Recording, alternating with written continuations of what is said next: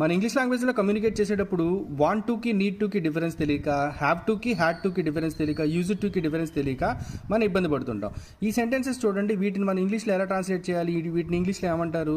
నేను వెళ్ళాలి అనుకుంటున్నాను ఏమంటారు? వెళ్ళాల్సిన అవసరం ఉంది ఏమంటారు? దీన్ని నేను వెళ్ళాలి, నేను వెళ్ళాల్సి వచ్చింది, ఒకప్పుడు నేను వెళ్ళేవాడిని. ఈ సెంటెన్సెస్ని మన ఇంగ్లీష్లో ఏమంటారో ఇప్పుడు ఈరోజు ఈ వీడియో ద్వారా తెలుసుకుందాం. వీటితో పాటు వీటి యొక్క డిఫరెన్సెస్ కూడా మనం తెలుసుకుందాం, వాటి యొక్క ఉపయోగం కూడా తెలుసుకుందాం అండి. చూడండి, నేను వెళ్ళాలి అనుకుంటున్నాను. ఇక్కడ చూడండి, ఐ వాంట్ టు గో, నేను వెళ్ళాలి అనుకుంటున్నాను అనమాట. తర్వాత నాకు వెళ్ళాల్సిన అవసరం ఉంది, ఐ నీడ్ టు గో, నాకు వెళ్ళాల్సిన అవసరం ఉంది అన్నదానికి ఇలా ఉపయోగిస్తారు. నేను వెళ్ళాలి ఒక క్యాజువల్ టోన్తో చెప్పినప్పుడు ఐ హ్యావ్ టు గో అని చెప్పాల్సి ఉంటుంది.